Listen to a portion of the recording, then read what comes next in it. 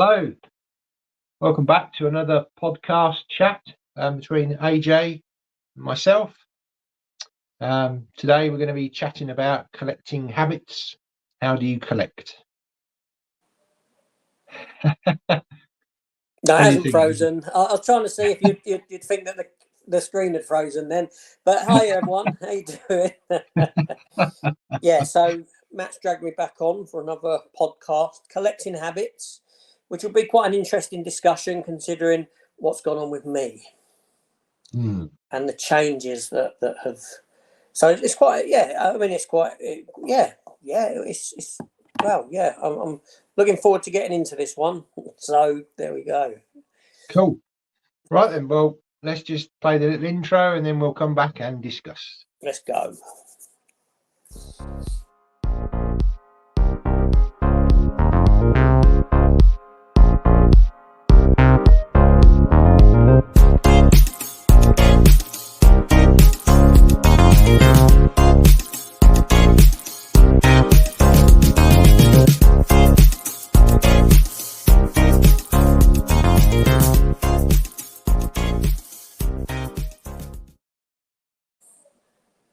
Welcome back. So, yeah, collecting habits. How do we collect? How do we indeed? So, Yes. Where are we going to start with this one? Wherever you like. Okay, let's start with yourself then. How were you collecting? All right. So for a bit of I don't know what's the word I'm looking for. All right. So where we're at now is, as we're filming this, I'm still on my break from YouTube. As in, I'm not recording nothing new, but I have said that I would step in on occasion and do these podcasts with Matt, which I'm happy to do. That's great, because essentially it's no difference than talking. It's like the two of us just talking over the phone or something, or over Skype, or is Skype even still exist? I don't know, but but it's being recorded and then it's put out, so fair enough. So I don't mind doing that. But as it stands, I think I've been about a month now away from YouTube. And if anyone had seen my video, you know that I've got a lot going on up here, suffering a bit of depression and that. And prior to stepping away from YouTube, I started looking at I was doing a lot around the negative side of collecting. And it was very sort of, I think it's just part of the journey I was on, part of and this realization, or as you know, Matt, I call it an awakening to the errors in my ways of collecting. And this has come about over a period of time, especially with the culling of the collection videos and all this. And I've gone through all of my Blu-rays, and I do yet to film. I am going to film a video where I have a look at everything that's been culled, and I think I'm sitting on about 250 discs. It's unreal the amount of stuff, and it's really sort of woken me up to the horrible side of collecting. The negatives that I fell into, whether it was sort of, I don't know what to say. But yeah, so I've gone through a transition of I don't buy as much now. And that feels great. It really does. So I forget what your question was. What was your question? I've got my there. So how were you collecting? What were you doing? What was your? Oh, I was buying everything. Yeah. Pretty much. I love this term. I love that I was a slave to collecting. And I love that term because no one wants to be a slave to anything.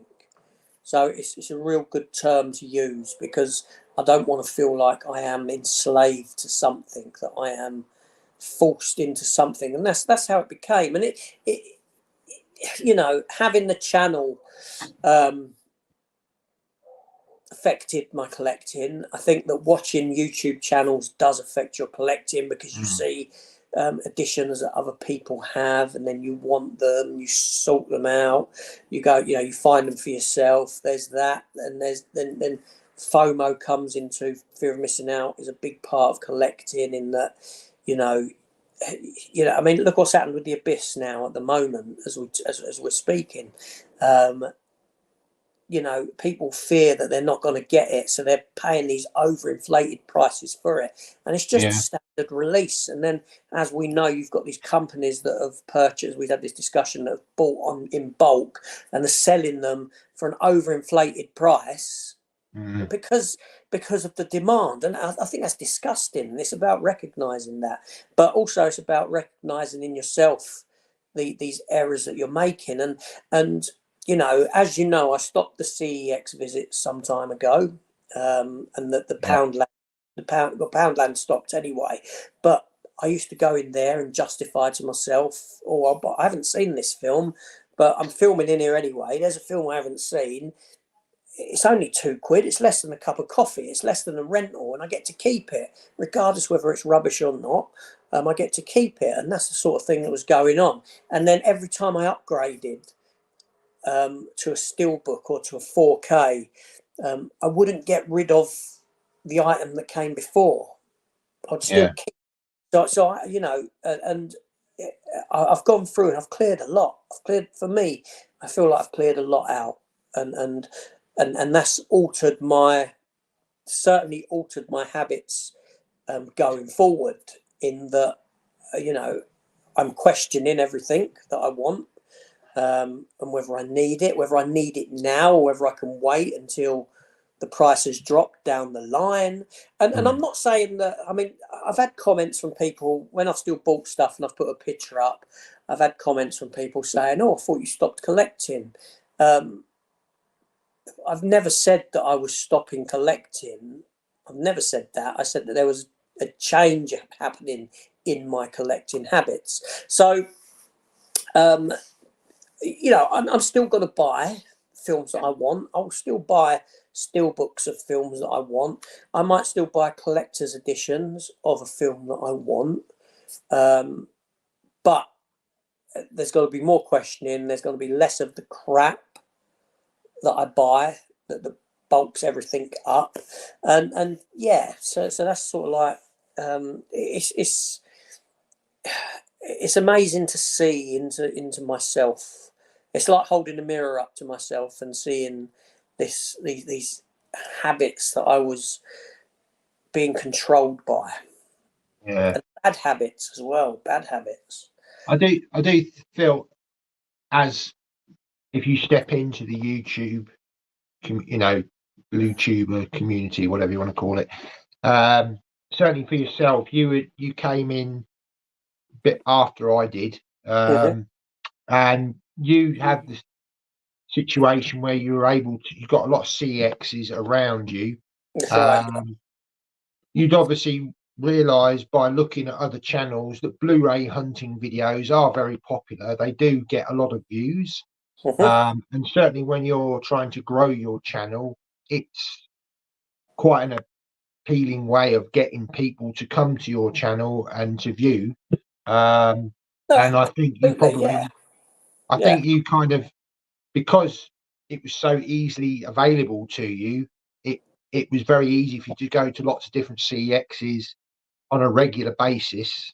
There was also at the time the Poundland promotions going on. They were a lot of the sort of £2 Blu-rays, and you were picking a lot of those up, I can remember. So I can easily see how you got kind of sort of influenced by that and kind of went on that little sort of gravy train of doing that stuff. It's I'd be picking up films that they weren't a lot of money, don't get me wrong. We're talking cheap films, but it gave you something to show when you got back. So I'll pick this up, I picked one up. I haven't seen it. And to this day, they're still, well, I've culled a lot of them. But no, I have kept a few that I haven't seen, a fair few that I haven't seen. But some I've gone, I'm never going to watch this. I'm not going to watch this. Just get rid of it. Yeah, I mean, as you know, you're right. Being where I am in London, I can go in any direction and I can probably list a dozen stores, CEX stores, that are easily accessible to me. Right. If you include the ones up in London, things like that, so much so that I even planned last year, and I've never done it, to do 12 days of Sexmas, as in CEX. People call it sex shop. 12 days of Sexmas, right? CEXmas, which is a great name for a film series. And I was going to do 12 days leading up to Christmas of a different CEX, see what they had. Because you're right, because they do bring in the viewers, more so than anything else. Blu-ray brings in viewers. But then, there's people out there, that do it far better than me anyway. Kermit's Ghosts. He does when he goes to HMV and that, Blu-ray hunting. But for me, going into these stores, because I was going into them so regularly, I see that nothing's moving. Nothing, I'm going in and I'm seeing the same stuff week in, week out. Very little else being put on the shelf, coming into the doors. Very little going out of the stores, and it's just boring. And when I say I'm a slave to it, I was a slave to that.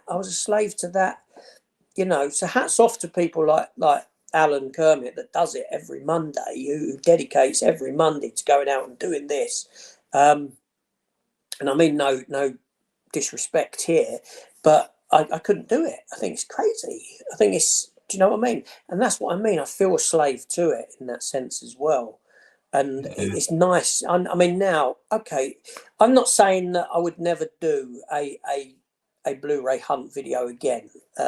We went up London when we met up a couple of weeks ago, and I didn't film nothing because of the break from the channel.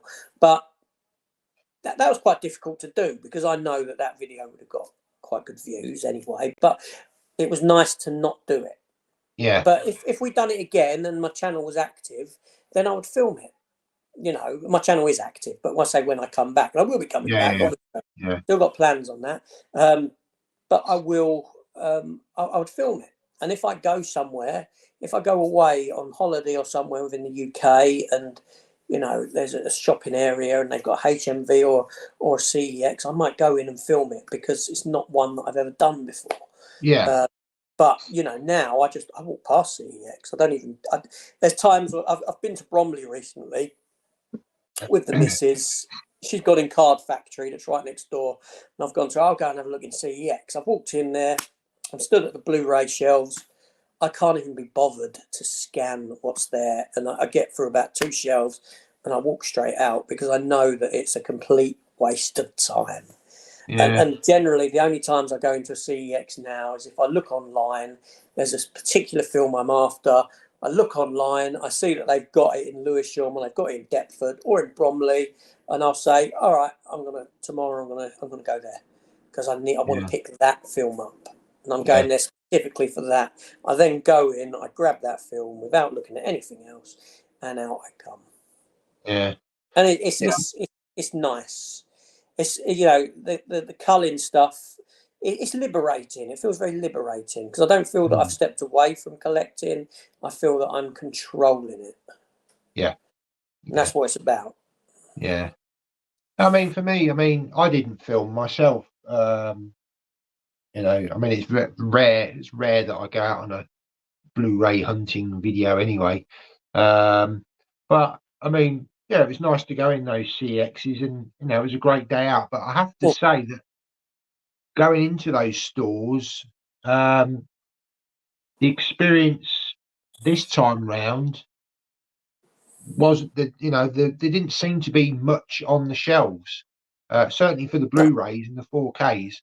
I went down that, I forget which one, not the Tottenham Court Road one, but the other one. It's got the downstairs. I looked around on the DVDs, but there wasn't really anything down there that I thought, that interests me. It did feel a bit underwhelming in those stores this time round. And I'm betting you that 80% of that stuff that they did have was there when you came last time. Probably, certainly the DVDs. Yeah, I'd agree. But even the sort of the 4Ks and the Blu-rays, there didn't seem to be that much on the shelves. No. Upstairs, it seemed a bit sparse.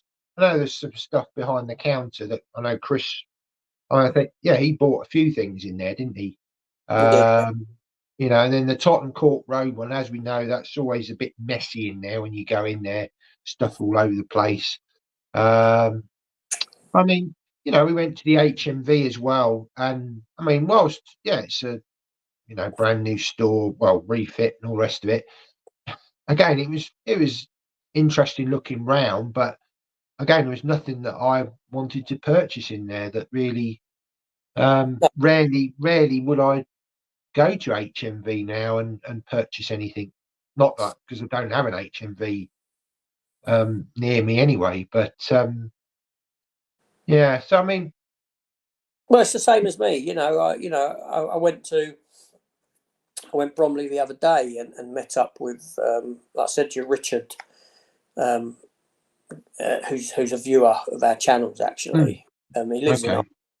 He lives in Ireland. He used to live over here in that area, and he still comes over and visits family. And on the past couple of occasions he's come, I said, "Oh, let us know when you're over, and we'll go I'll meet up with you and have a cup of coffee." And I did, and we met outside CEX, and he said, meet me outside. He was in CEX because he thought he'd find me in there looking at the shelves. And I said to him, I goes, no, because I goes to him, the only reason they've got as much as they have on the shelves is because I've just traded in 100 bloody titles. Yeah.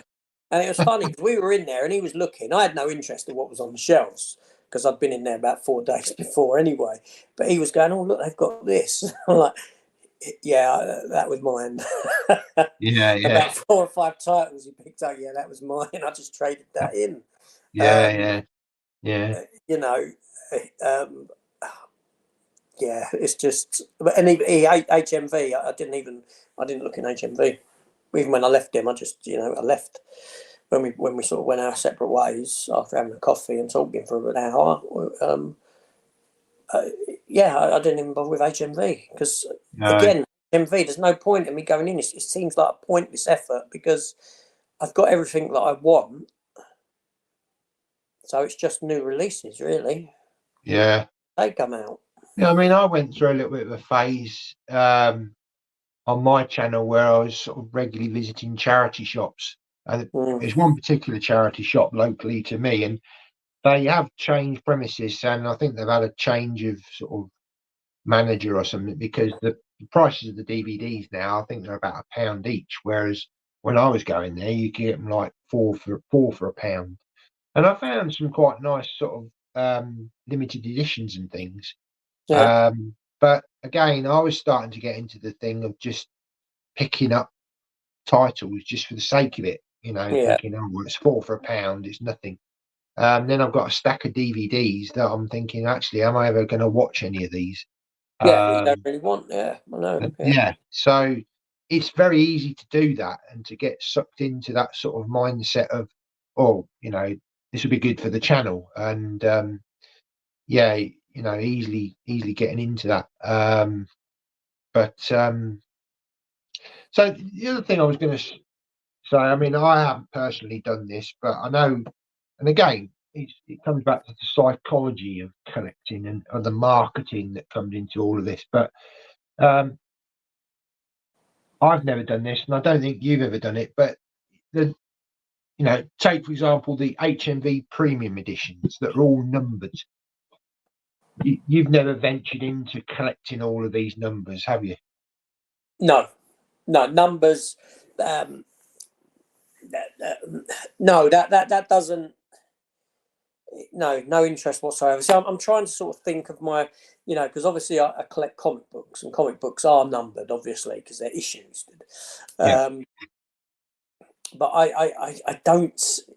Again, it's a psychology. It's a very clever psychological tactic used by companies when they do that because I mean Okay, let me. I'll use an example here. Eagle Moss, the company Eagle Moss that release square bound collected editions of comic books and things like that. Now, I've bought over time. I've got the entire Transformers set of books that they've done, and they were bi-weekly. So is it bi-weekly? Every 2 weeks. They came out every 2 weeks. Yeah. And the way they would release, the numbers would be, you wouldn't release number 1, 2, 3, 4. They'd release number issue 2 on the sides. It'd be number 2, then number 17, and back and forth like that. So you've never got a run until you've completed it. When you've got, because it's very easy to drop off when you're going 1, 2, 3, 4, 5. Okay, well, I've got up to number 27 or whatever it may be, 30. I'm going to stop now because I've got 1 to 30. Yeah. That's a very clever tactic. And I bought all these books, and there was 100 of them at £10 each. So I spent £1,000 on all these Transformer books, comic books, which I see as being, all right, like I said, when it's just £20 a month, it's easy not to notice it. But when you look at it as a bulk, it's one hell of a lot of money. But absolutely. I'm pleased that I've done it with that, because it gave me all the Transformer comics I used to have as a kid and things like this, with nothing being missed through the different companies that released. Right, so that's a very clever tactic that they utilise. But outside of that, with films, no, because I'm going to be buying films that I don't like. Sorry, that's the dog whining. Brody, come here. But when they do it with like Batman and or just that they do other series like Marvel Heroes, and they might do, it might be an X-Men story, one issue, it might be Captain America, Iron Man. I couldn't collect those either. I wouldn't be able to collect a series like that, because I know that I'd be stepping into stories and characters that I've got no interest in. So I couldn't collect. Where it's all Transformers, I know it's all one property that I'm collecting. Yeah. But when it's like, and that's what it's like for films for me. So if I was collecting via a number, inevitably I'm going to be buying films that I'm like, why the hell have I got this film just because it's got bloody number 13 on the side? Yeah, I've never watched this film. I don't get that psychology of collecting, even in the comic world, when it's done by Eagle Moss and that, when you're venturing into different characters that you wouldn't normally read or visit because you've got no interest, just to fulfill a number. They're feeding into people with, say, OCD, yes, that kind of thing, that they need everything to be lined up. I mean, again, we could talk about people. Some people like to collect all slip covers. If there's a slip cover for a particular title, but it's not there, then they'll hunt down that slip cover. And again, people will exploit that and maybe, sell the slip cover for an inflated price on eBay and this kind of thing. That's what I should have done with that Megan one I sent you. Yes, yeah. Everyone wanted that Megan slip cover. I sent it to you. Yeah, you did. Yeah, you did. Because I think I got a couple of comments about that. Somebody saying, that's quite hard to come by, that slip cover. Yeah, I want it back. I want it back. There was a return on. I don't mind. I'm only joking. I don't. Yeah. But yeah, no, that was a hard one that people were chasing around after. Again, that doesn't really bother me. The slip cover. I mean, it's nice having a slip cover. It is. Yeah, I'm not going to say it isn't. The slip cover's a nice addition, but yeah, be all end all. And again, you're getting into that, almost becoming a slave to it, because you're now thinking, well, I've got to get the slip cover, and I'm prepared to pay double the amount, in that small window of time, when it's, like the Abyss at the moment. Yeah. And I think two things are at play with the Abyss. One is because the UK didn't get the release, because of the the famous rat scene, and usually with a lot of these releases. There's like a limited run with the slip cover. The slip covers are quite nice. I believe they're embossed, although that sticker on there is a bit annoying. Apparently, you can't get that off. You can get it off. You can get it off. Hairdryer. Have you removed it? No, Stephen, Sacramento, Stephen. Oh, right, yeah. He's removed it, has he? Yeah, he told me that he removed it with a hairdryer. Okay. Heated it up and peeled it off slowly, and it came off. Okay. I've not tried it yet. No. But yeah, there's that sort of thing that, you know, people be like, well, yeah, I need to have it with the slip cover. You know, inevitably, probably the next batch that they release probably won't have that slip cover on it.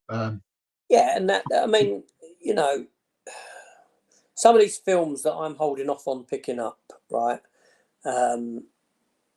They've come out with slip covers. If and when CEX have them, and I go and get them from CEX, a decreased price. If it ain't got a slip cover on it, I'm not going to lose no sleep over it. No. At the end of the day, who cares? Bloody hell, who's going to care? In 100 years' time, who cares? In 10 years' time, who's going to care? No one. No. That's a reality. No, but it all comes down to the individual, I suppose, and what they want, isn't it? What drives them to collect, you know, and we've all done it. I mean, I'm a bit of my weakness is lenticular covers. I love lenticular covers, especially the double lenticulars. Yeah. You know, and I've fallen into a bit of a trap, I suppose.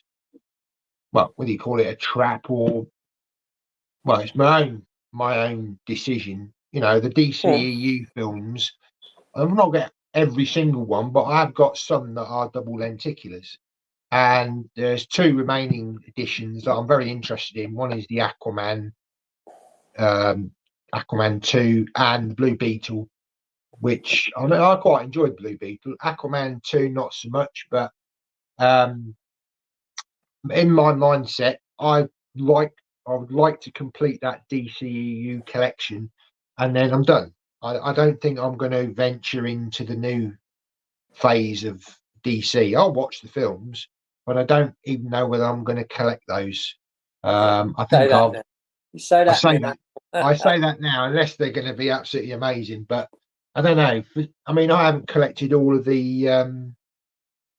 you know, the TV stuff. I collected Supergirl, but I didn't venture into the Flash. I didn't venture into Arrow or any of the other stuff. You know, and partly because it didn't have a huge interest to me, and also it's, you know, just the space issue. But yeah, you know, I sort of delved into this sort of double lenticulars. I do like them, and I guess in some ways I have sort of become a bit of a, not a slave, but there's a weakness there that I would like to get this edition. Yeah, I mean, you know, the Blue Beetle one's lovely looking. It really is. But I can't get past the film. Do you know what I mean? You know, I look at a lot of these, and I know a while ago I was saying, oh, you know, and I even said to you, my collecting habits have shifted, and I've picked up a few more of them sort of wheat and things like that collected. Yeah. And I said, you know, I might pick up one a month or one every couple of months or something, where I ain't spending the money on other stuff. But even that now, when I look at them on you know, and I do look on eBay at them and things like that, but there's nothing that speaks to me. There's nothing that, you know, and I find myself looking and thinking, oh, that's down to a good price. Shall I? I'm like, no, don't, because it's not really speaking to you. So it's got to speak to me. And I'm not saying I'm beyond buying those. You know, there might be one that comes along and I think, oh, I really like that. Yeah, I want to buy that edition. And it might be a double pickup as well. It might well, you know. So the bad habits are still. I'm not saying the bad habits in me have been gotten rid of, because I picked up barbed wire the other day, as did yourself. And as you know, I've got barbed wire multiple times. And I won't get rid of the others either. So I'm still prone to, with certain things, stepping back into these bad habits. But I'm not going to be controlled by them, and they're not going to be excessive as it has been. Yeah, No, yeah, I think you're right. I think it is all about getting control of what you're doing. And I would say if you're just starting out collecting, don't. These are the sort of pitfalls, I suppose, that you could fall into. Just collect for what you really want rather than collecting for numbers or collecting for. I mean, the other one we could say is Titans of Cult. I know they've kind of stopped with the previous releases with the plastic cases, Yeah. and so far they've only done that Gladiator one. Now, I don't think that proved that popular anyway. The design of it, I think there's some complaints. From what I saw, it looked a bit flimsy. The premium edition looked quite nice, but again, overly, expensive. What was it? Something like £100 or something like that. Right. And they've probably still got stock of that. That probably a lot of people haven't ventured into that. So whether we'll see that continuing from Film Vault, only time will tell. Certainly, probably as we get towards the latter part of the year and as the releases start ramping up towards Christmas time. Yeah, but when you compare that £100 for that Film Vault set of Gladiator, and then you compare that with like that release of Leon or the Rambo one that I got, or the Fifth Element, yeah, or even the Inglorious Bastards one that dropped in price, they were around £100 range when they came out. And when you compare what you get there to that Film Vault Gladiator £100 release, you know what I mean? It's nothing in comparison. It really highlights it. Now, I was a big fan of Film Vault. I liked a lot of what Film Vault done, and I probably got Titans of Cult. Sorry, yes. Titans of Cult, yeah.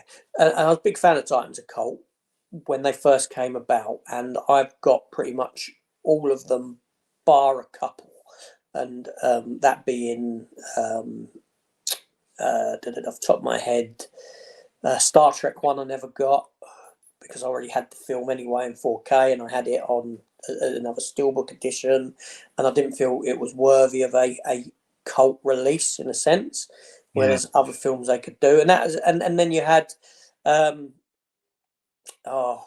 Scott Pilgrim, I think, was one of them, and that was another one I missed, which was a film just that I don't enjoy, never completed. So I didn't get them, but there are a couple of others that I've questioned why I did get it, I will say. But for the most part, I liked what they were doing. I liked the look of their releases. I liked the design of a lot of the steel books within. They've done some good stuff. Choices. Yeah, but what I found was that as soon as the Gladiator one, I think I've said this before, came, it was like, okay, there's a jumping off point. Because they've changed it, because they've changed the size of it and all this sort of a thing, that's a great time to not pick any more up. Because chances are, had they done Gladiator as it was released before, under the same packaging, etc., same price point, I'd probably have bought it. Yeah. But it was, so for me, it was like, okay, there you go. No need to pick that up because it's starting another line of collecting. Yeah. And even with Film Vault, Film Vaults, they're lovely editions. They are quite nice. They are numbered on the side as well. But again, with that, it's about the film. I've picked up 50% of the Film Vaults, only 4 of them out of the 8 that's been released. Mm. Because I don't feel that I need to, one of them was Goodfellas, I believe. Well, I've got the Titans of Cult Goodfellas. Yeah. I don't need another Goodfellas. I know I've got Jaws, and I had Jaws multiple times, but again, it's about the film and not keep being a slave to the numbering system and to, and to these constant reissues that we get all the time. Yeah. And I think the good thing is that I can step away from many of the reissues that we keep getting now. Yeah. Which is a good thing, Yeah, I mean, I with the Film Vault, I only just went for the Blade Runner one, only because I think I did have the standard 4K, just the MRA. Didn't venture into the Titans of Cult release, because at the time that sold out, and then that was going for crazy money, and then they re-released it, and then obviously that brought all the prices down. Although I didn't I think, venture into as I that. recall, the disc was different inside on the Yes. but then what you could have done was just buy the standard edition, because the disc was the same in the standard edition as what it was in the first Titans of Cult edition. So you could just buy that and stick that in the re-release, and you've got exactly the same thing anyway. So there isn't like there's a first pressing and second pressing as such. No. But again, how ridiculous is that? Again, does anyone care in the future? Probably not. I don't think so. I don't, but like I said, if they did, if they're saying, "Oh, this is the first pressing of Blade Runner, so it's worth more than this second pressing," okay, well, I'll just go and buy the standard edition, swap the discs out, and I've got exactly the same as what you've got. No different whatsoever. Yeah. And like you say, these things they're mass produced. There's so many of them. It's crazy, but yeah, I mean, I've seen it with other collectors. There's 88 films. Do they do numbers? 88 films? That's a good question. I can't say off the top of my head. I'm not sure. Because again, not sure. I know Masters of Cinema, I think they are numbered. Yeah. And again, I've seen collectors that have got all of them. Those sort of films are they're not the mainstream films, are they? They're more the film noir and all this sort of thing. I want to say that 88 films don't number. The reason I say that is because I did get all the Jean-Claude Van Damme releases that they done. Yes. And they were dated on the side. So they had the year that the film came out in, which I thought was quite nice, because, I'm getting all these Jean-Claude Van Damme ones. I don't mind Jean-Claude Van Damme films, and you could position them into the years that they were made. But that's only for a small amount of films. So, and they do things like that. But again, I like 88 films. I like what they produce, for 16 quid or 16.99 for a film with a poster or art cards or booklets with a double thick, shiny slip. It's nice, and it's a nice price point because it's not much above a standard release, and you feel like you get something extra for it. So it's good value for money. Yeah. I think they're a good. But again, it's the film. It's the film. I was tempted with the Jackie Chan one, the Medallion. That's the one I had to grab the title there, because they released a Medallion edition, and apparently, I think 88 films. What I read, I don't know whether it's true or not, so take it with a grain of salt. 88 films only had the rights for that for about 6 months. Okay. For that film. So, it wouldn't be something that would be reissued and reissued. And I was tempted by it because I knew that it had a nice glossy cover and all this sort of thing. But I kept watching the trailer. Every time I got tempted by it, I watched the trailer of the film. And I have seen the film years and years ago, but I'd watch the trailer and it put me off. And I didn't get it in the end.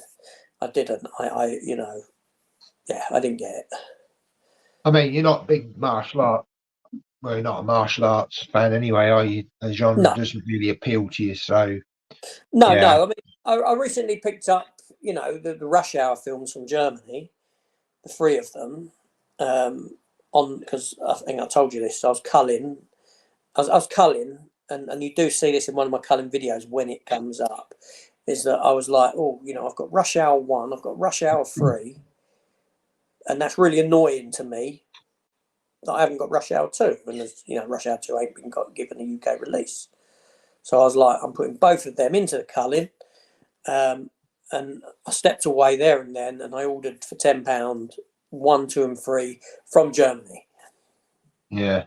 That's interesting you brought that up, because that segues into another form of collecting that we can talk about, is completing film series, franchises.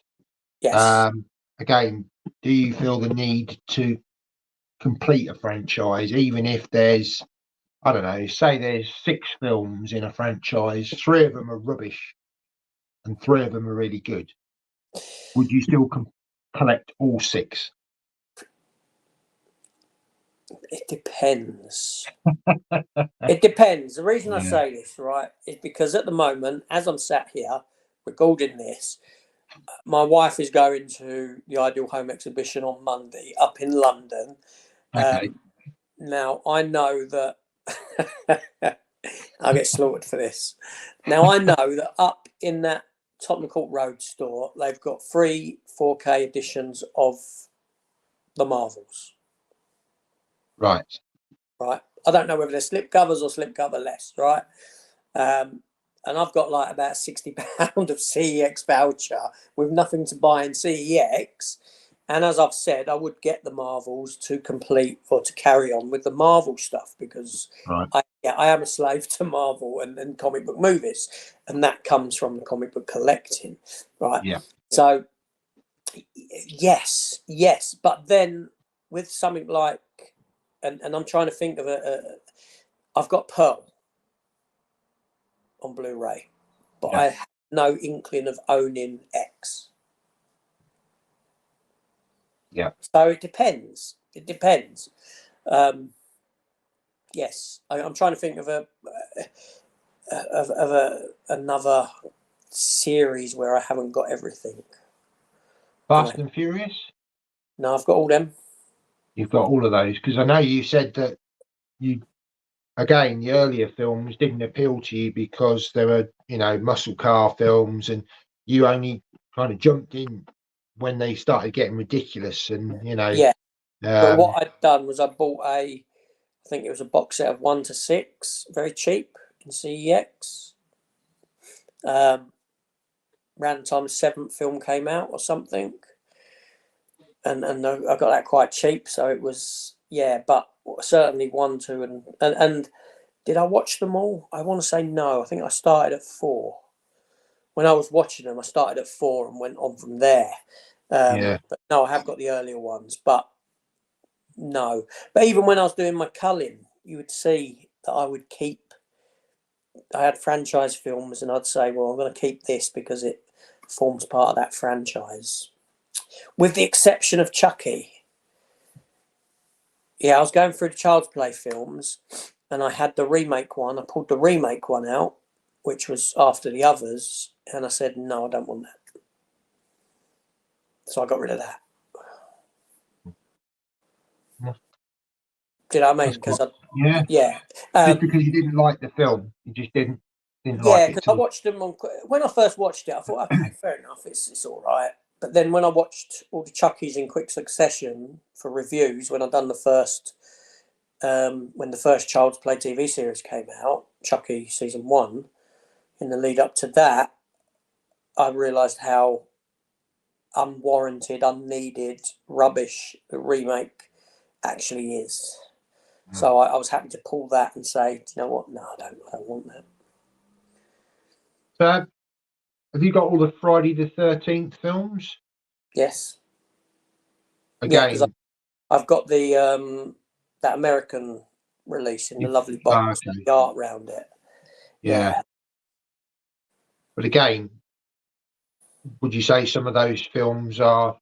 Well, some of them probably aren't very good, but there's 1 or 2 that really appeal, but the others are. Yeah, I mean, I would say that I wouldn't watch the first one. I wouldn't watch them until Jason came into them, because he weren't in the first one except for at the end. I like that. I like that character. Well, yeah, not that he's a character, but I like that visual. There's some there that, and to be honest, if I had to get rid of all of the, if there was a gun to my head now, someone said to me, you can only have 1 Jason film, what film would you have? You've got to throw the rest. I'd pick Jason X, which is the one where he goes into space. Right.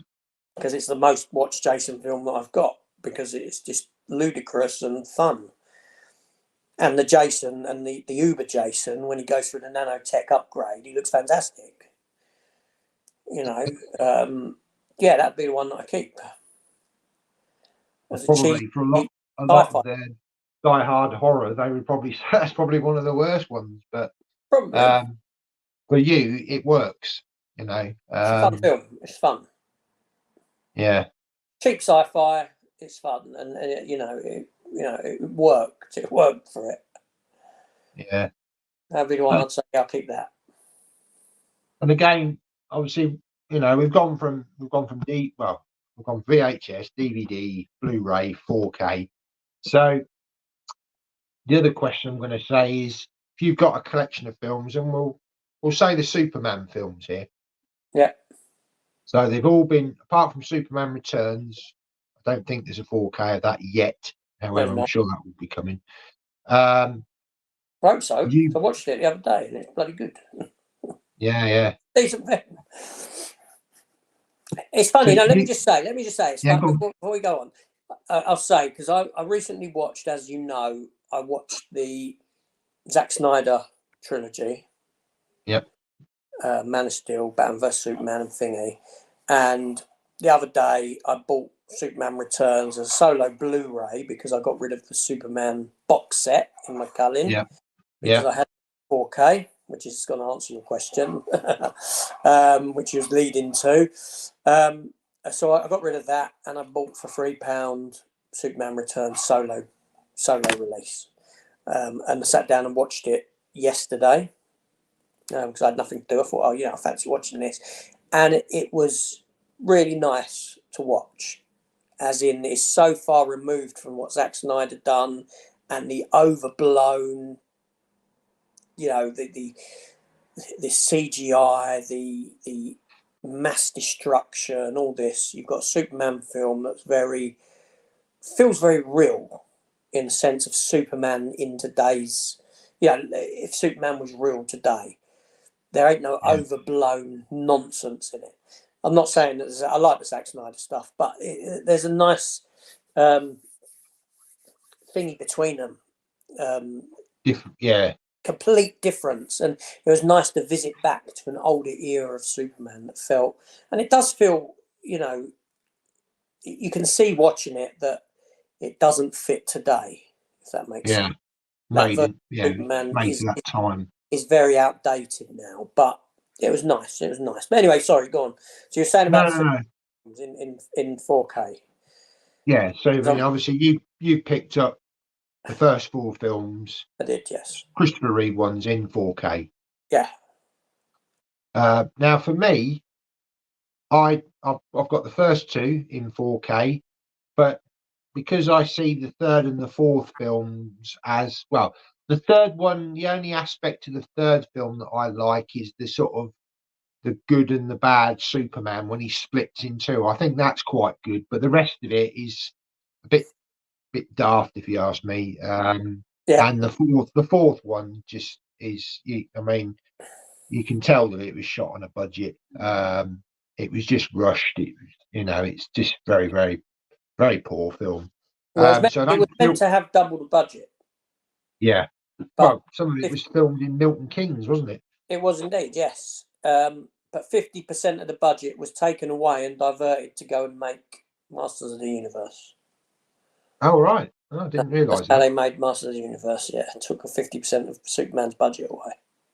Oh, wow. Yeah, and you can see where cuts have been made in that film. But for me, I mean, I've got the box set, which contains the 4 Christopher Reeve films and Superman Returns, and there's a wealth of extras on there.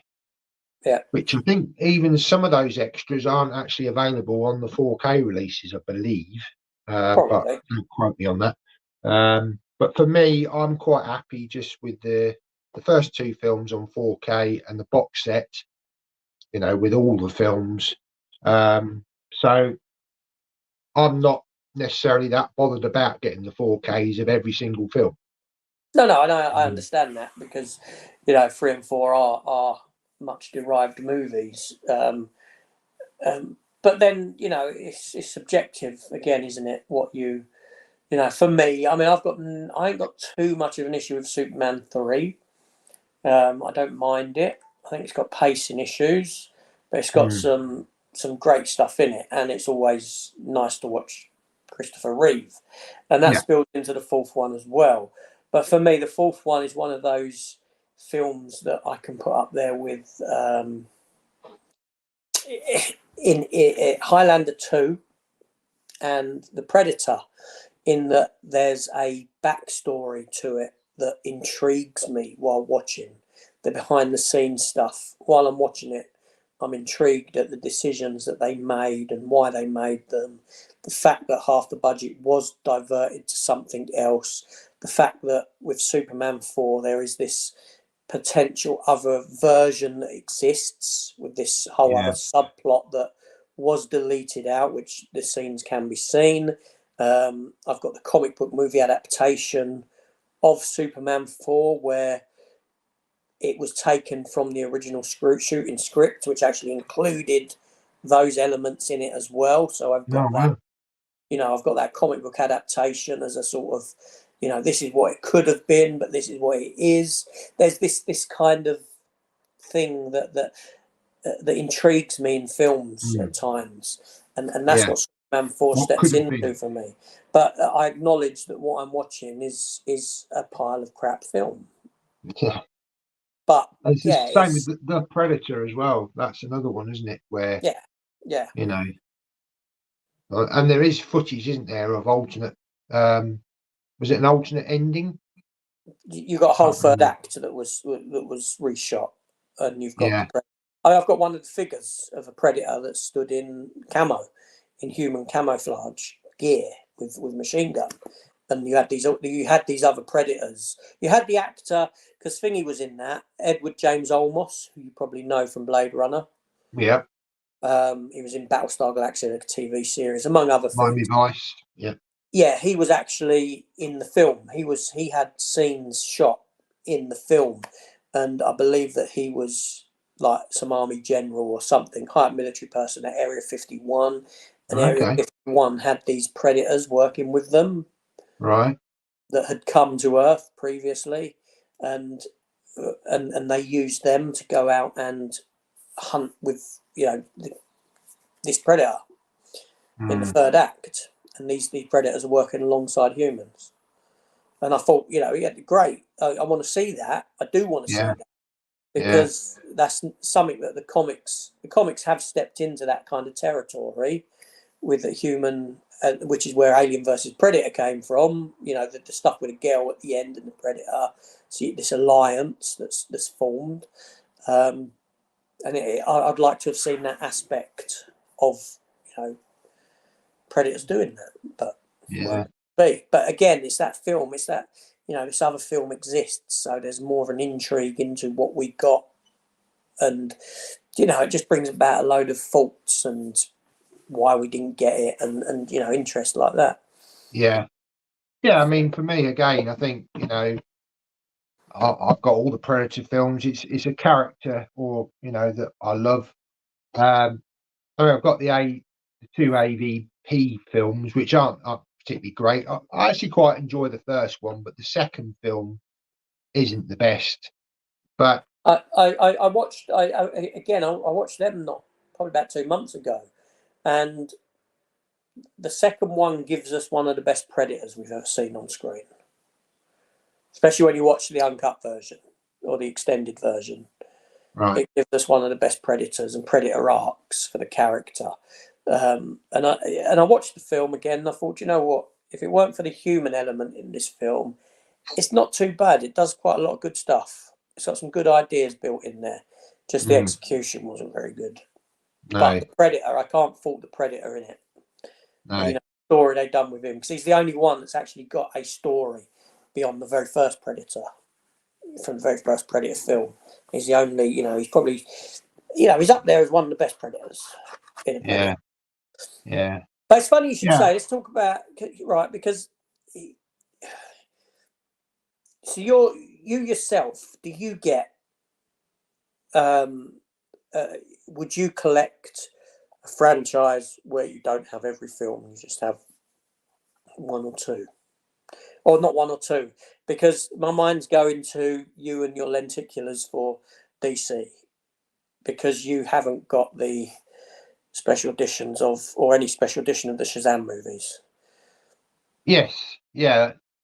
That's the one character that the first film, it was okay, but just I didn't connect with it. It didn't, it for me it felt a bit out of place to the rest of the films. So I haven't even seen the sequel. I heard it's not very good. So for me, yeah, I can kind of easily eject that from the DCEU quite easily. I mean, I was doing a video earlier on and was looking at some Blu-rays, and I actually picked up. I've forgotten I'd even got them, but I've got 2 Fast and Furious films on Blu-ray. Yeah. Again, I've not got round to watching them, but again, just because I've got those 2, I'm not now thinking, oh, I need to get the rest of them to complete the collection. I'll watch them, and if they intrigue me, then I might then well be okay. Yeah, let's check out some of the others. But if I watch them, I think no, it's not for me. Then I probably wouldn't bother picking up any of the others. I mean, the other one we could say again, the Star Trek franchise. Again, I've not delved into all of the series that have been produced. I've got the original series in a box set, the 3 seasons, Kirk, Spock, etc. Yeah. The 60 show. I've got the Next Generation on 7 seasons. And that's it. I've not got any others, apart from the films. I've not got any of the other series. Even Deep Space Nine didn't really work for me. I know I did have that VHS set, which obviously gave to you because I know it's your favourite Star Trek. It is indeed. I've still got that. Yeah. But for me, Discovery didn't work for me. Strange New Worlds. Yeah, I've watched the first season. It's better than Discovery, but I don't feel the need to pick that up. Card. Seasons 1 and 2, I didn't really enjoy. Season 3, I did enjoy, and I still haven't picked it up. I'm contemplating picking that up, but I see that more as season 8 of Next Generation. To be honest, yeah, it makes sense. Yeah, part of the Picard. So again, I wouldn't necessarily. I wouldn't pick up the other 2 seasons of Picard. Enterprise wasn't that interested in it.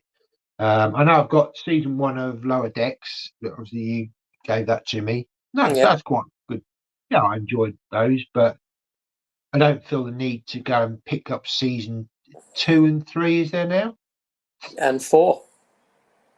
And 4. Oh wow! Yeah, it's a US release in April. Yeah, we're on the doorstep of April as we're doing this, but yeah, it's in the US in physical release in the US in April. Yeah. And have you got seasons 2 and 3 as well? No, I've got season 2. Season 3's on pre-order because over here in the UK they released season 3 to DVD with no Blu-ray a while ago, so I held off on getting it. Only to them now release in April. This April, again, season 3 on Blu-ray.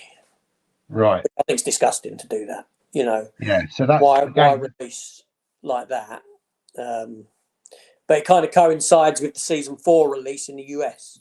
We get season 3 as they get season 4 on Blu-ray. Right. So I do have season 4 pre-ordered from America as well. Okay. Again, that's another segue into. Would you be quite happily with, say, a series of films? Have some on DVD, have some on Blu-ray, have some on 4K, or would you rather just have them in one format through the whole seasons? No, I don't think I'd like DVD because of the size difference. But certainly, if you want to talk about Mission Impossible films, I've got all the Mission Impossible films. The only one that I've got on 4K is the latest one. But I have no inkling of going back and getting the others in 4K. I'll keep them as Blu-rays. I'm fine with that. The Rocky films. You know, the only Rocky film that I upgraded to 4K, I got the 4K steelbook of Rocky 4. I didn't get none of the others. And the reason I got the 4K for Rocky 4 steelbook was for the director's cut version. But yeah, that makes sense. I don't. So, you know, things like that, you start, you know, that was from earlier in the year or last year. Mid last year, I think they came out. But you're starting to see the changes there in my collecting habits already. Mm. Whereas if you go a year before, I'd have probably picked up all of the Rocky steelbooks.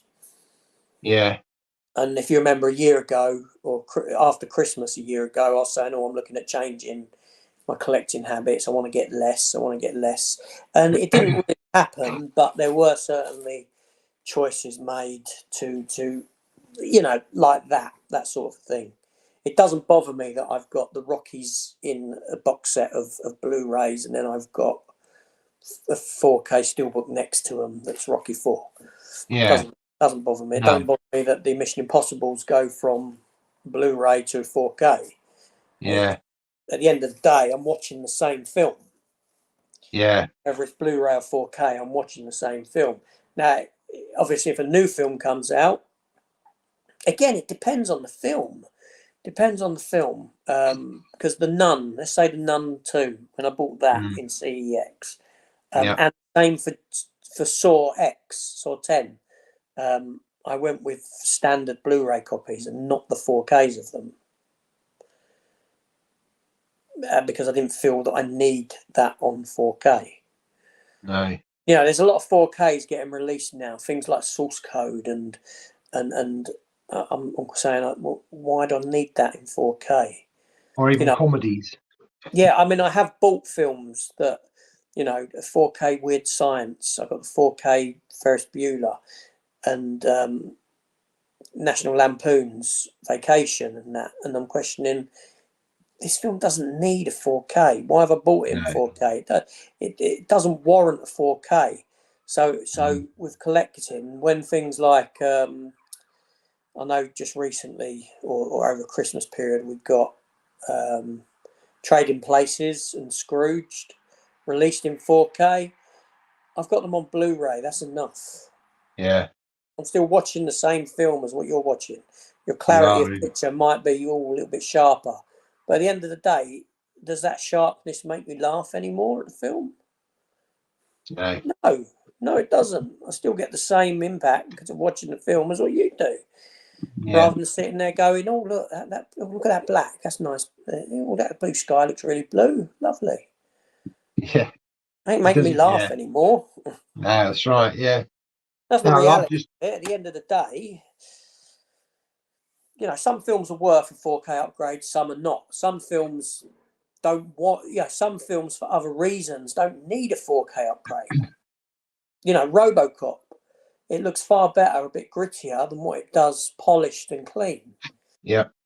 And I know you've got this. I haven't seen the Aliens 4K yet, but I know some people are making that argument for Aliens. And part of me in the back of my head is saying, I could probably see what you're saying. You know, yes, it works better when it's grainier and not so smooth and polished looking, with all that being removed. You know what I mean? You don't need to see everything. No. Well, I mean, even going back even further with, I know Gareth Video Tasties, he's been doing a series of videos where he's actually, because obviously he's a big VHS collector, and he's looking at VHS compared to Blu-ray. I'm actually saying that he can see benefits to the VHS over the Blu-ray. Okay, because it's darker, it's grittier, you can't see as much. So actually it adds more atmosphere to what you're watching on VHS. Yeah, they're feeding into that same thing that I've said. When you know, I said this when RoboCop first came out on 4K. I said, you know, I started watching it and I thought, no, this don't look right. It doesn't look right. It doesn't work for this film. So I get what they're saying, but as a format, no, I won't ever say that VHS is better than any other format. You know, Yeah. Yeah. The scare with watching something, the scare with watching a scary, atmospheric, dark film on VHS is that your tape's got to get screwed up in the machine, got to get chewed up. The tracking's going and the Yeah, wobbly lines but and all the no, rest of it. but no, I see what they're saying. I see Yeah. the argument that they're making, because I've made the same argument from a Blu-ray to a 4K release. Yes. Yeah. So I'm on board with the argument, not necessarily the format. Again, have you? I've fallen into this trap with steelbooks, and I did it with the Resident Evil franchise. They produced a series of pop art, which I really liked. And in the UK, we only got the second, third, fourth, and fifth film on pop art. You can only buy the pop art of the first film and the sixth film in the US. Okay. Now, I really like the artwork for those. I didn't go for the other steelbooks designs for those, so I did actually. Yeah, I imported the ones from the US. So again, that's probably a collecting habit, which I'm sure a lot of us do. It's almost like you like the particular design of the steelbook or steelbook series, so you want to kind of complete it. Have you done that at all, or? I would say the only thing I've done that with is Mondo. Mondo series. I've got all the Marvels phases 1, 2, and 3, bar the Spider-Man because they weren't part of it, obviously. But I got steelbooks for all of them, as well as having additional steelbooks for the Marvel films and Amarais for the Marvel films. Yeah. So I got them. Yes. I mean, I had a similar thing with the pop art steelbooks. Have never been something that I've really been into. I've got a couple of pop arts. I did pick up the Terminator Salvation one because it was very cheap. I thought it was quite nice. But, with the Resident Evil ones, I went with I had a similar thing with the designs because I wanted them ones with Milla Jovovich on the front with the umbrella logo behind because I think Milla Jovovich is a very attractive lady. So it appealed to me having her in her character iterations from each film on the front. But I had to try and source some of them from different territories and things like that to complete. And there wasn't ever one done for the final. There wasn't one of those versions done for the final film. But what I'd done was I got a magnet made, which was the cover of the 6-disc box set where she's got the 2 guns up like that. Yeah. And it's the most similar image to the others. So I had that to kind of, but it still annoys me that it's slightly different, that there's slight difference to it. Yes, but no, only with Mondo have I stepped into that territory of having to have, matching steelbooks, so to speak. Yeah, it's similar design. Yeah. Yeah, but if Mondo carried on now with the next phase of the Marvel films, I wouldn't get them all. I might pick 1 or 2 up. I think I may pick up Black Widow if they've done Black Widow, and I may pick up Doctor Strange. So, but the others I could probably not go with. Yeah.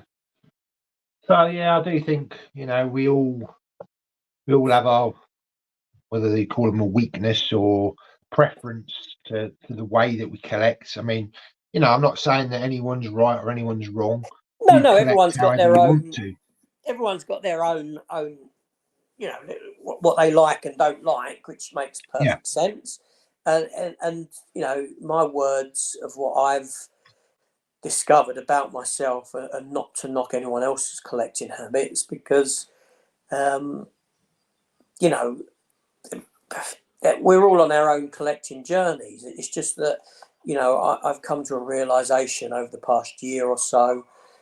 And if you'd asked me 2 years ago, I probably wouldn't have been I wouldn't have even thought I'd have been where I am now and feeling what I feel now. It's about time and discovery. And and especially when you get to that point, like me, where space has become a big issue, and it's all very encompassing of stuff. You then start questioning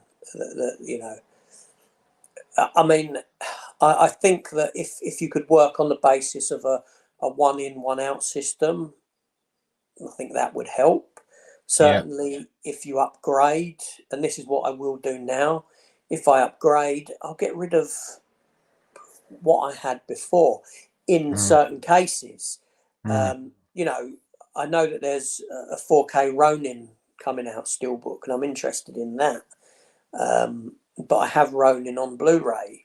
Now, if I do go ahead and get that steelbook, which I'm sort of questioning myself whether I want to or not, or whether I should just watch the Blu-ray and get it out of my system. But if I went ahead and got it, I would then, whereas before I'd just leave the standard Blu-ray on the shelf, I would out that Blu-ray straight away. Yeah.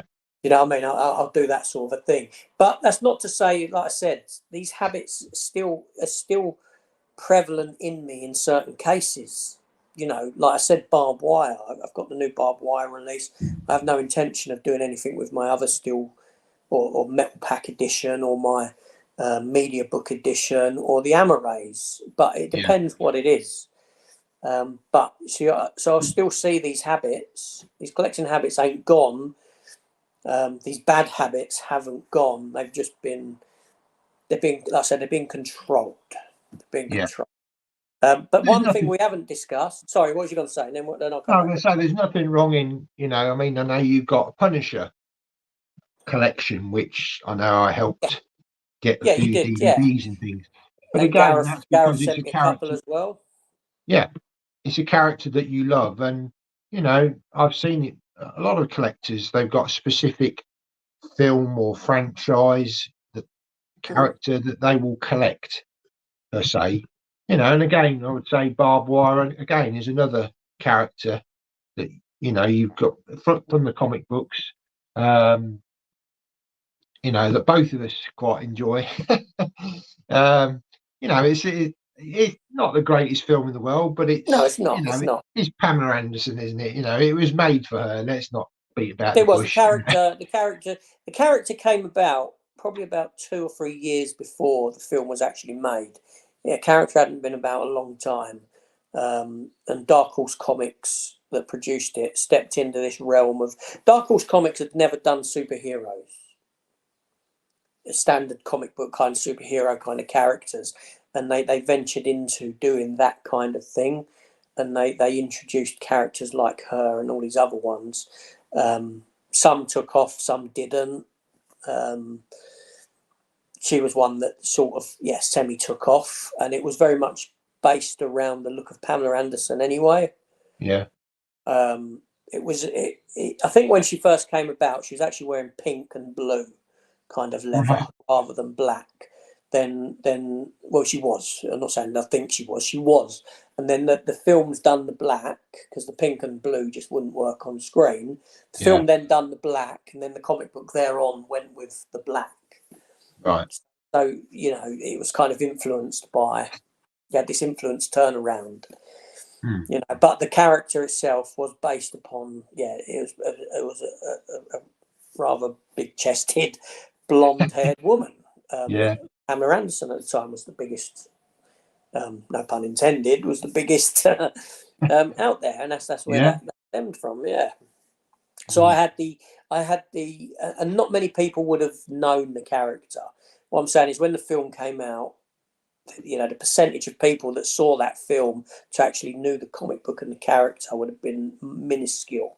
Because it's not a big. Dark Horse is a very independent company, quite small. So it's not like taking Spider-Man and saying, "Oh, here's a Spider-Man film," or "Here's a Batman film," or even saying something like, to a lesser degree, something like Guardians of the Galaxy. This is like you're talking like, Mind you, I've fallen into that, and I've got all of the Batman film editions now. I wasn't going to pick up Batman Forever or Batman and Robin. But Well, again, those sets, the nice sets that they did produce, I managed to get them on special offer. They're hold on not a minute. particularly great films, but Why haven't you done again, an opening for them? Why haven't you done an opening? I know, yeah, I need to get round to doing that Because you actually. thought you was going to get criticised. No, don't be silly. I mean, I'd probably have got them if I liked the art. I Yeah, didn't like designs at all, so they didn't work for me. But I would have got Batman and Robin, as you know, at the time, because I've got a defence for Batman and Robin. yeah, As a film, I can defend it. No one will listen, but I can defend it. yeah. It was part of Defending a Dud, wasn't it? Did I do that? I think I did do that one, yes. But like I always said, swap the films over, reverse Yeah, the film's release. Give us Batman and Robin first, then go into Forever, and then go into the Tim Burtons, yeah, right? And if Batman and Robin had come out first, it would probably have been received far better because yeah. we didn't have a darker Batman before that on screen. No, no, You've it was very essentially, much akin to the Adam yeah, West. you've been given a big screen Adam West version of Batman. People would have loved it and they'd have gobbled it up. Yeah, That's the way I see it. But you were influenced by this darker tone. And when it went back to the light and what it had done before, people didn't want that. And no, that's what it comes down to. yeah. You know. But one area of collecting that we ain't spoke about, which I think Okay. is worthy of speaking about, is the custom stuff. Yeah, yeah. I do think that's actually starting to become more popular now, as probably physical media, as we know, is reducing down. There's more niche companies coming in, but we're now starting to see discless releases of editions, and even more recently, I'm starting to see sort of small independent places, even on Facebook, Instagram, of actually sort of producing like slip boxes, slip covers, custom steelbooks. Um, Again, another rabbit hole to go down if you want to. I have dipped my toe in. I admit I have ordered a couple of slip boxes to house two editions. I won't say what they are, but you will be seeing them on the channel in the future. But again, I think it's something like you said. You've got to control. You've got to kind of think. I've got to pick and choose what I want here, but be careful because you can easily go down this rabbit hole of just getting loads and loads of slip covers, Yes. and I mean, I know that you forwarded me these ones that you're getting, and I was very negative about them. It's something I don't want to venture into. The custom stuff, absolutely fine. the custom stuff is I see it. I've just come out of all these, this awakening of all these bad habits of collecting that I've had, and if I the minute I think custom, straight away I throw that into a habit that I would deem as being bad.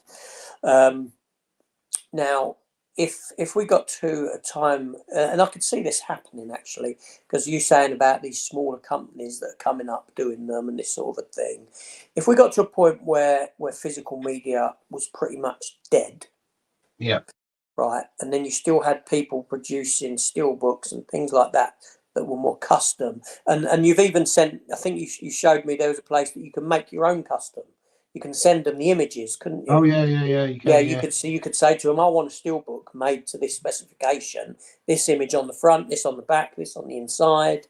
Um, you know, I quite like that. I like that because not only are you getting, something that isn't limited, you're getting something that's unique, mm, unique to your specifications. So I can see above actually buying a ready-made custom thing by someone else.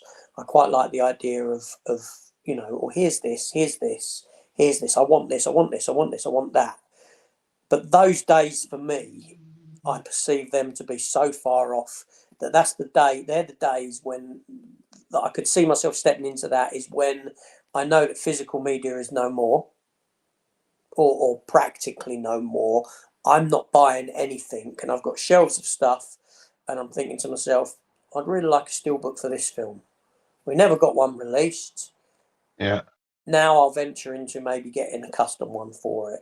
I could see that coming about for me anyway then. But now, at the moment, I would say the custom side of things is something I don't want to venture into. Now, back in the day when I was younger, I used to collect Star Wars figures years and years ago. I'm talking in my sort of teens. And I had a mate of mine, and he was big in Star Wars. And we kind of kept going from him to me, to him to me, like this. And back then, I used to step into the realm on occasion of custom-made Star Wars figures, which people did do. And they were carded and everything. They were carded on bubbles. And they figures that hadn't been made. And nowadays, and I shouldn't be thinking of it like this, but they're worthless. There's nothing. They're crap. They're crap. So I kind of see it in that sense. Yeah. And certainly where, even when I was gifted a custom sleeve for Jaws, as you remember, which was a lovely looking Jaws sleeve, it just fell apart. It just started peeling away, falling apart. The glue's holding it down, and it starts bowing a bit at the edges, and top and the bottom, and so when you first get them, the others may be made better, I don't know, but do you know what I mean? There's that kind of thing to it. Yeah, I mean, I've dipped my toe into, as I say, these two editions on recommend that. I won't say who's recommended them, but somebody in the community recommended them, so I thought, well, I'll give it a go, but it's not something I want to be doing regularly, put it that way. I think it'll be just the odd thing every now and again. One thing I have found that I don't think I've told you about it. Do you remember a while back I found a seller on eBay that you could send them an image of a magnet, and you could. I think I did one for you.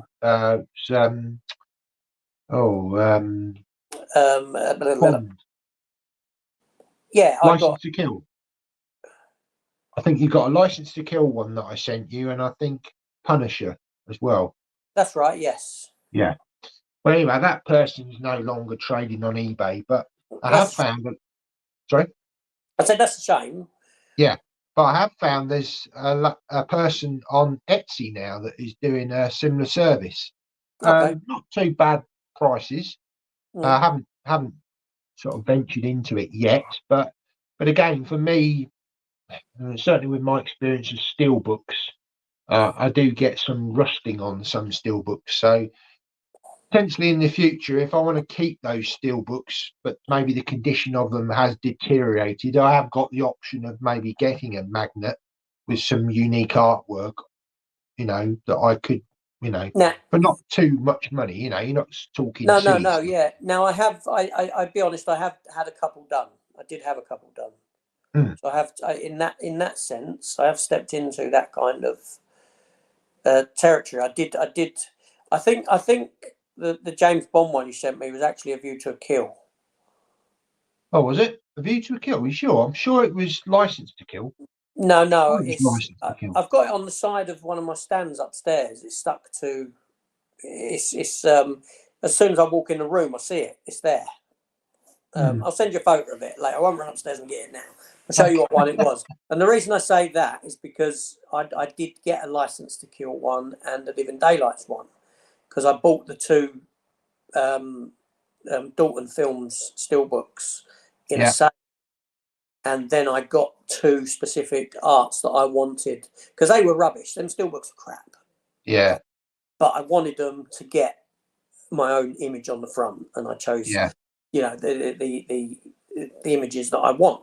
They didn't match one another. They weren't sort of similar ilk images, but they were nice images on the front. And I think I have got a lenticular. I did get a lenticular one at one point as well. Yeah, there was somebody doing those. Again, I have got a few of those that aren't the best lenticulars, you know, but yeah, I don't mind dipping my toe in every now and again for a custom magnet, or like I say, a couple of slip boxes. I don't know whether I'm going to be making it a regular thing, because I think, yeah, like you say, you can be easily going down another rabbit hole of slip covers and all the rest of it.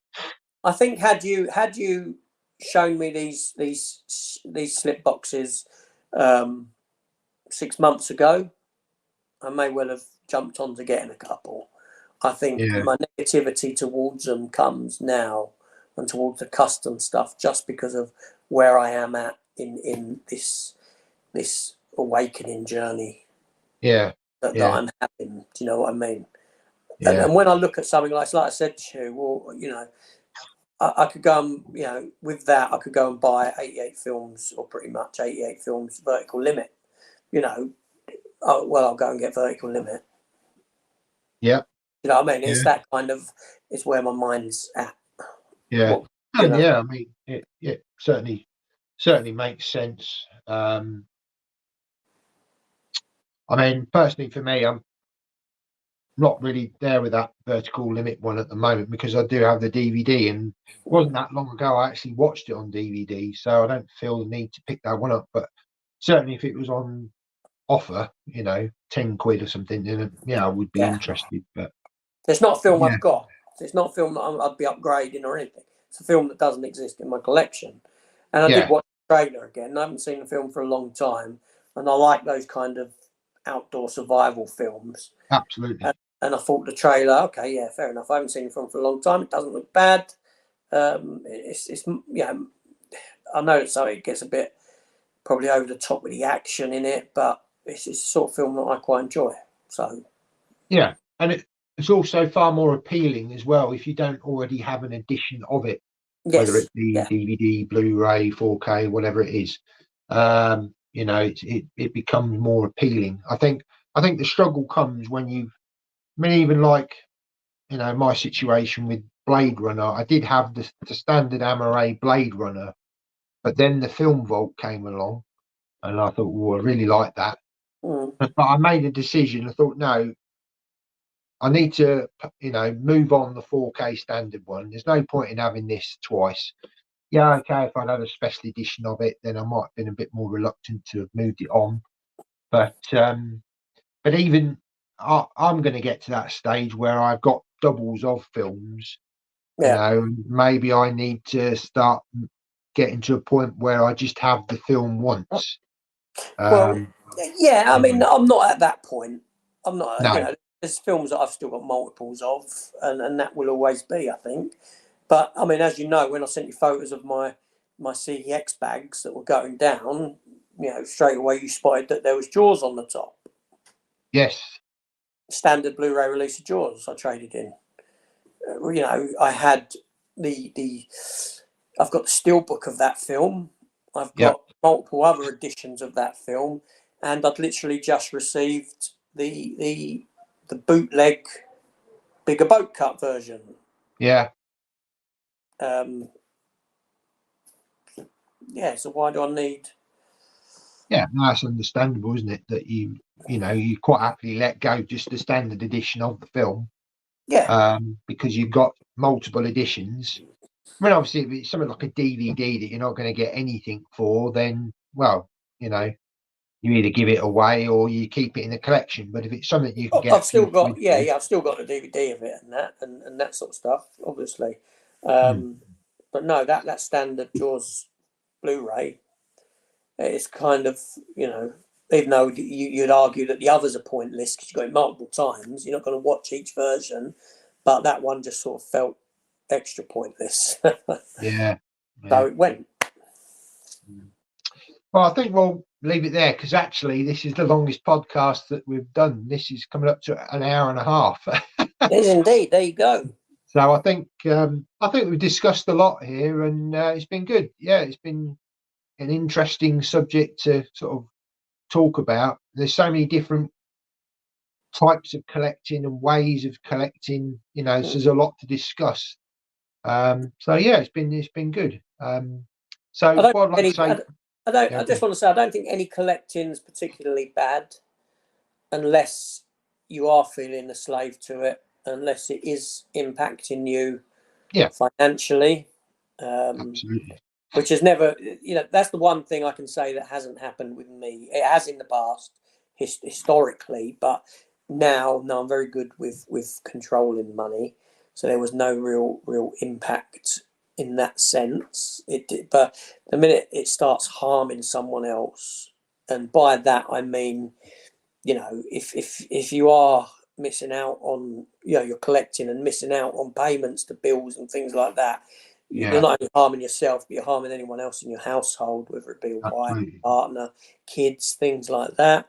I don't think any form of collecting is bad per se, but it has the ability to become bad, and recognizing that. And I recognized that for myself, it was having there was a negative impact starting.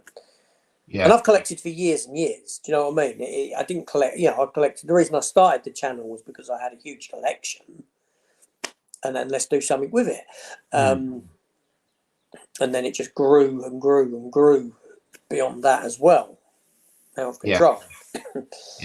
But like you say, it's about controlling it, isn't it? Getting control of it, and you're not letting you're controlling it. It's not controlling you. Yeah, I mean, that's the key to it. I think fear of missing out. Once you can put that to bed, and not collecting numbers for a number, but collect because let's be honest, right? If you own all of the HMV collection, let's say, you can't tell me that you like every film that they put out.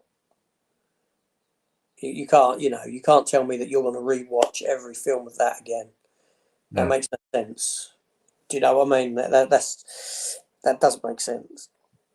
But I can understand how people may struggle with not having to do that because, it almost makes them feel at peace that they've got all of those editions and they're all lined up. It gives them some sort of comfort in a way, Yeah, but you're paying, what is it, 15 quid or whatever it is for just for a number. Yeah, but it's what works for one person doesn't work for another, does it? I guess. No, but then I would say that there's a deeper problem. There is an OCD. There is an OCD that needs to be explored. Yeah. That needs to be worked on and worked out. Do you see what I'm saying? Yeah. If you're buying just for a number, it does point towards there being a potential problem. And I don't mean it in a bad way. It sounds bad, but a potential problem that you may have that others don't. Do you see what I'm saying? Yeah. If you feel you could flip it the other way and say that actually you've then discovered films that maybe you wouldn't necessarily have discovered before because they're in a series, and actually you've come across several films. I'm not saying all of them, but several films in that collection that you may not have necessarily picked up individually, but then actually discovered them and thought, actually, I really love this film. So there could be a positive to it. But then you're stepping into blind buying. Yes. Which in turn has its own negatives attached to it. So what you're saying is see, if I bought, okay, let's say let's say I'm new to film, right? And hypothetically speaking, I've not seen none of the HMV collection, any film that they've put out, right? And I go and buy them all, number one to whatever they're up to, and I like 50% of the films. I like 60% of the films. Let's say I like 60% of the films that I've bought. Yeah. And the other 40% I don't. It's one hell of a lot of money that I've wasted on films that I don't like. And for every film that you've discovered, there's going to be a film that you've discovered that you don't like. Yeah. And sometimes I mean, no one's seen every film out there. There's thousands, millions of films out there, hundreds of thousands of films that people have never seen, that have never discovered, and you never will discover. No. You know, I still think it points to a bad habit of collecting that is driven by psychology. Yeah. The fact that it's done to psychologically, as a marketing tactic, the fact it's done as a marketing tactic to psychologically trap you points towards a psychological problem that you're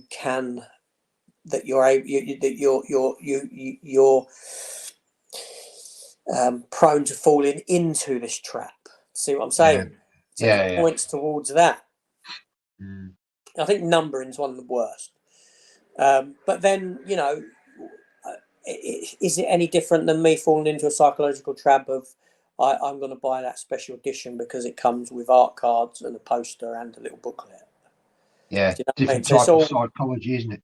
Yeah, it's all relative to one another, and you know, and I recognise that as being a bad habit as well.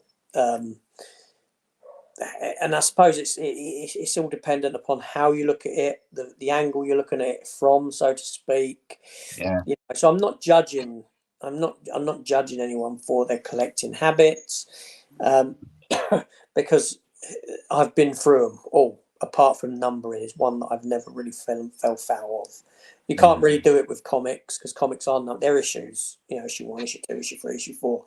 But I never fell, like I said, I never fell foul of like the Eaglemoss graphic novel collections where they would do the numbering, but it's different characters. So I'd be picking up books and characters that I've never read, never wished to watch, wished to read for a certain number. Yeah. Transformers, I don't count as that because it's one continuous run of comic book of the same property, beginning to end. But you could also say that have we been manipulated a little bit by, well, not a little bit, we have been manipulated by Marvel and by DC. The way that they've done the films, almost one film leads into another film. So in essence, if you've enjoyed that film, then you're going to want to watch the continuation of that story, aren't you?